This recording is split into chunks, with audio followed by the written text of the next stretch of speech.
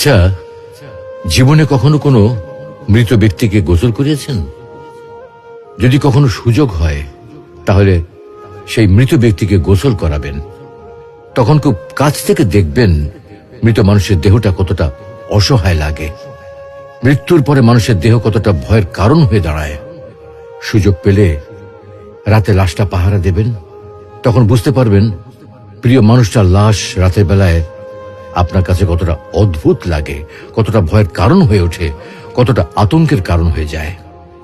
সুযোগ পেলে মৃত ব্যক্তির শরীরে একটু হাত লাগিয়ে কিছুক্ষণ তার স্পর্শ নেবেন।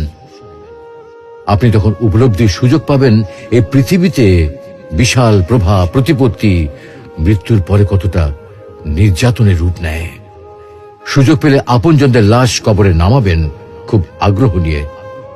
শেষবারের মতো মৃতদেহের মুখটি একবার দেখার চেষ্টা করবেন এবং বারবার উপলব্ধি করার চেষ্টা করবেন এই মৃতদের সাথে অনন্তকালের যাত্রার পথে এটাই আপনার জীবনের শেষ দেখা।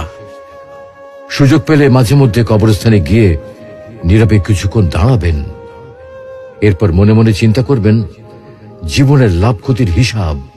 এই মৃত মানুষগুলো এই পৃথিবীতে কি করে গেছেন, কাদের রেখে গেছেন।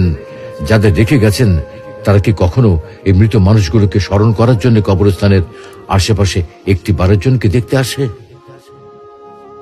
আমাদের জীবনটা বড় অদ্ভুত, বৈচিত্র্যময়। আমরা এর জন্য ওর জন্য, ধন সম্পদের জন্য, ঐশ্বর্যের জন্য, বাড়ি গাড়ি টাকা পয়সার জন্য কত না মায়া দেখাই, আগ্রহ দেখাই, আরো চাই আমাদের।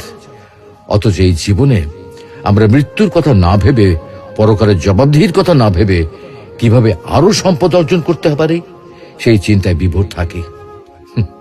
হায় রে জীবন, এখনো সময় আছে, ফিরে আসুন মহান রবের দিকে।